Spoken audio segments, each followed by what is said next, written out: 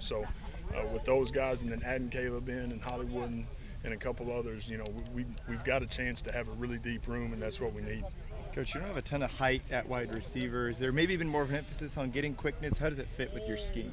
Yeah, we're looking for tall, fast guys, just like everybody else. I'm not going to overthink that part of it. And guys that are great competitors and can make competitive plays and go play ball. So I think we've got a really good mix in the room when you think about guys like Jay Gibb and Nick and Andrell with the length, and then you've got guys like Jalil and LV that are kind of those combo guys, and then you've got guys like Drake and like Gavin. So I think we've got a good mix for what that room is right now.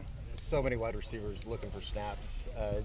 Is it almost one of those things that you want to see somebody flash each day, somebody different, or is it better to have just one guy? No, you're wanting different guys to have great days, and you're wanting the whole group to have great days every day. I mean, that's the reality of it. Again, we talked about this a couple of days ago, but we want to play with 7 guys at the receiver position to where you can go rotate, and man, guys are fresh and fast and healthy, and that's what we got to create. We're 4 days in. It's been a good start, but that room's got to continue to come on just like everybody else. How's Jaden coming along? Jaden's done good. Again, he had a good spring. He's continued to mature. He's a smart young man that knows what to do. He's got to do it all the time. And again, that's like everybody, but he's had a good start. Is it a challenge at all as you're trying to rep those guys to not only get them in there but build that chemistry with Dylan when you've got so many new faces? Yeah, you got to get creative without a doubt. But I think the biggest thing is when we put the tape on, just making sure guys are competing and straining, and when they have opportunities to make competitive plays, they make those plays. And then the timing part of it will take care of itself as we continue to move forward and rotate guys and make sure the right guys are getting the right reps with the right QBs. Competitive depth came up a bunch the other day. Yeah. When we had the press conference.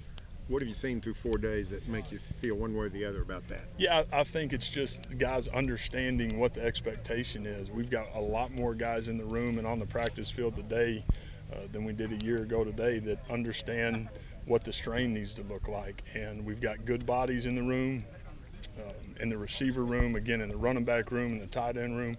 We got guys that maybe aren't the first ones that are stepping out there, but they can play at a really high level, and that's the expectation.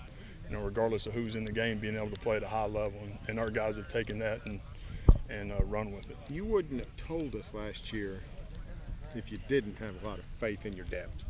But looking back, do you have a lot more now, do you think, than you did this time last year? We really do. I think walking out here on the grass, you can just see the bodies. In another year with Schmitty and recruiting and being year 2, I think you can tell that we look just walking on the field better than we did a year ago today, which is helpful.